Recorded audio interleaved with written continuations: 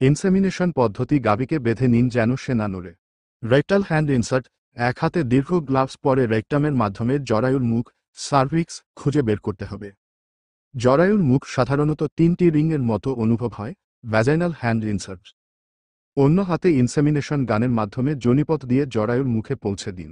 বীর্য প্রবেশ করানো, গানের টিপ ঠিকমতো জরায়ুর মুখে স্থির রেখে ধীরে ধীরে বীর্য প্রবেশ করাতে হবে। অতিরিক্ত জোরে চাপা যাবে না, এতে স্পার্ম নষ্ট হতে পারে।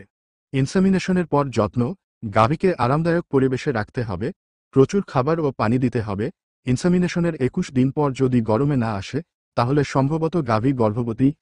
এর সফলতার 80% নির্ভর করে হিট সঠিকভাবে শনাক্ত করার ওপর। সঠিক হিটের লক্ষণ: গাভী চুপচাপ দাঁড়িয়ে থাকে, অন্য গরু চড়লে যোনি থেকে পাতলা স্বচ্ছ স্রাব বের হয়, বারবার ডাকাডাকি করে, লাফালাফি করে, খাওয়া কমে যায়, দুধের পরিমাণ কমে। হিটের লক্ষণ শুরু হওয়ার 12 থেকে 18 ঘন্টার মধ্যে ইনসেমিনেশন করলে সফলতা বেশি। গাভীর ইনসেমিনেশন একটি সূক্ষ্ম ও টেকনিক্যাল কাজ।